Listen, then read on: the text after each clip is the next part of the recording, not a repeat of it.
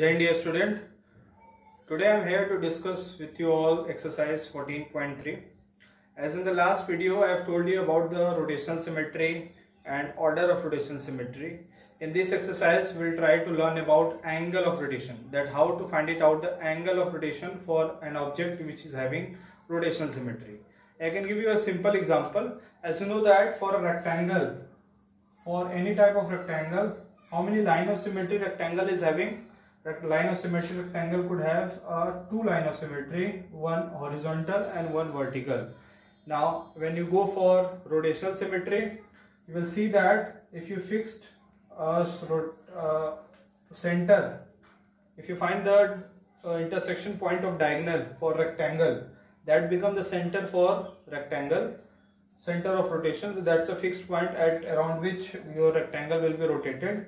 We will see that when A comes back to this part, yani A shifted towards this part in a clockwise part, you will see that then only the rectangle comes at its original place.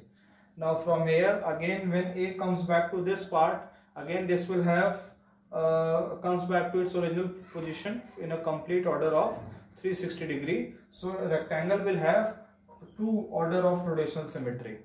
So in a complete rotation of 360 degree, rectangle will come two times at its original place.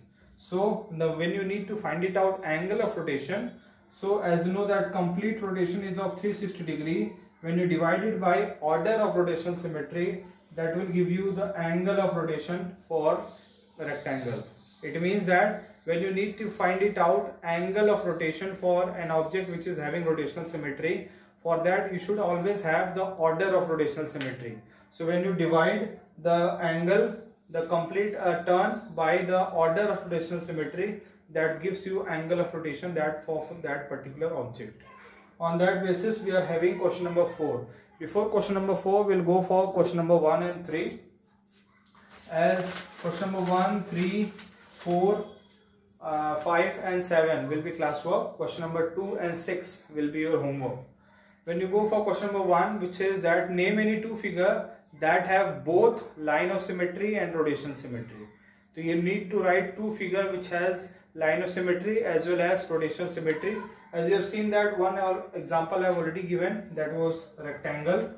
So rectangle is that figure which is having line of symmetry as well as rotational symmetry. And if you go for some previous example, you will see that square is also one figure which will have the line of symmetry along with the horizontal, vertical as well as diagonal. It is having 4 line of symmetry.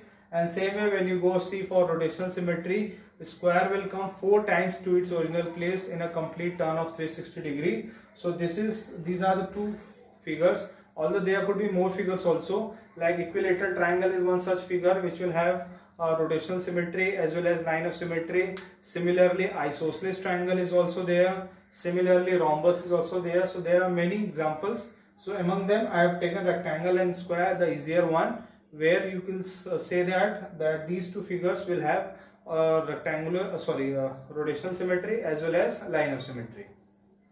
So this is first question.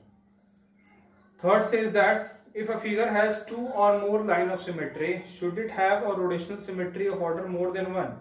It means to say that if a figure is having 2 or more line of symmetry, like if you say for rectangle was having 2 line of symmetry, so it's asking that if a figure is having 2 or more. So if you go for square was having 4 line of symmetry.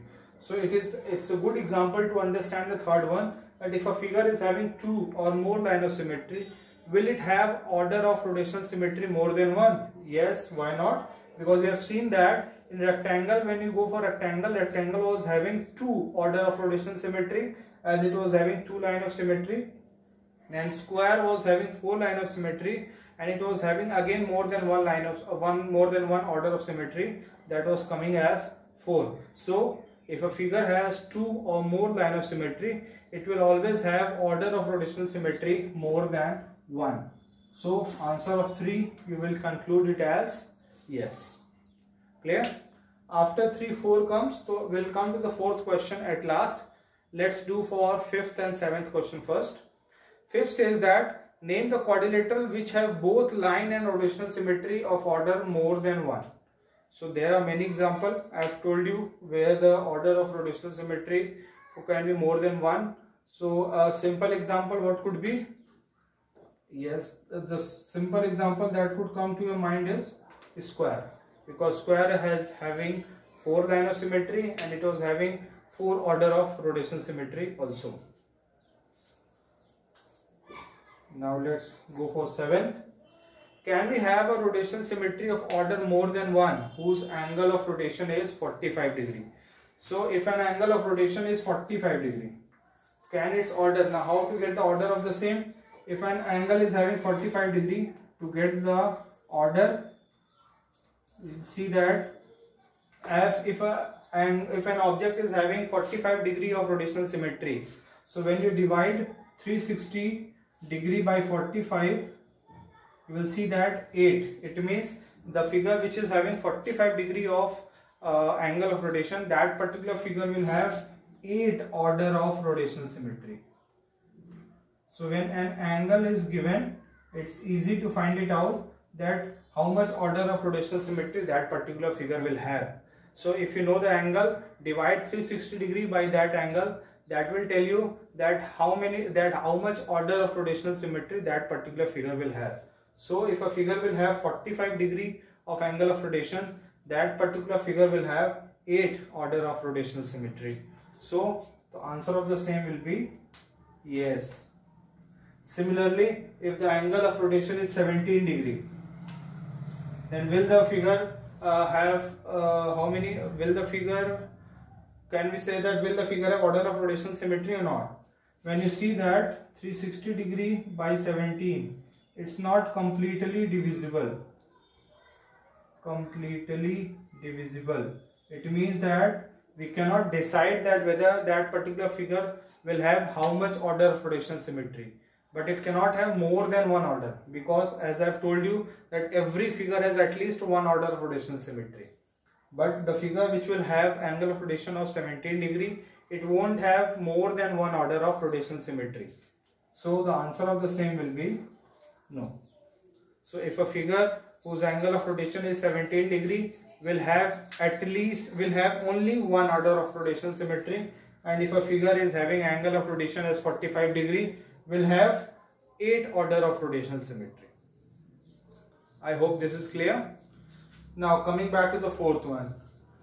There are shapes, we have to write the center of rotation, order of rotation and angle of rotation. So shapes is already given there, we need to write it out, the center. The center of some shapes is quite easy to find it out, but there are, if the center of shapes you are not known, you can write it out, the center of the figure. Like for square, it is intersection points of diagonal. For square, we can write it as intersection point of diagonals. Center of rotation for square will be where the diagonals intersect, that is the center. Same goes for rectangle, same goes for rhombus. But we cannot write the same thing for equilateral triangle. As for equilateral triangle, the center could be the intersection point of median or altitude.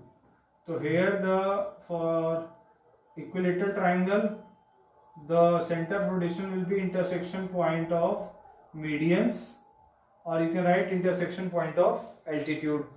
But what can you say for regular hexagon? What could be the center? For regular hexagon, the center you can find it out only when you draw the line of symmetry for that particular figure.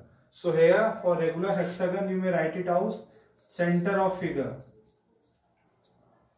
Center of rotation for regular hexagon will be the center of figure. For circle, center of circle, and for semicircle that could be midpoint of diameter. You can say center of midpoint, or you can also write it for semicircle, the center of figure. First you decide the center, either you take the center of that particular figure where the diameter is being drawn, the midpoint of the same, where through is the semicircle is being drawn. So for all the shapes, first write it down the center of rotation. So for square, intersection point of diagonal, same goes for rectangle, same goes for rhombus. For equilateral triangle, intersection point of median. For regular hexagon, center of hexagon. Circle, for center of circle. A semicircle for center of figure. That would be the center of rotation. Now you need to write order of rotation. For square, as you know that square is having 4 order of rotation. That's fine. Rectangle, you have seen that it was having 2 order of rotation. Rhombus, as rhombus is having 2 line of symmetry along the diagonal, so rhombus will also have 2 order of rotation. What can you say for equilateral triangle? Equilateral triangle will come 3 times at its original place in a complete order of rotation of 360 degree. So equilateral triangle will have 3 order of rotation. Regular hexagon, I said when there is a regular polygon, it will always have more than 1 order. So it is hexagon, 6-sided polygon. So 6 times it will come back to its original place in a complete order of 360 degree. So its order of rotation will be 6.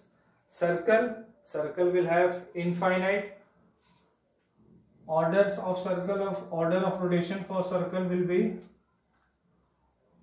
infinite time it will come back to its original place. Semicircle, now it's quite difficult for semicircle.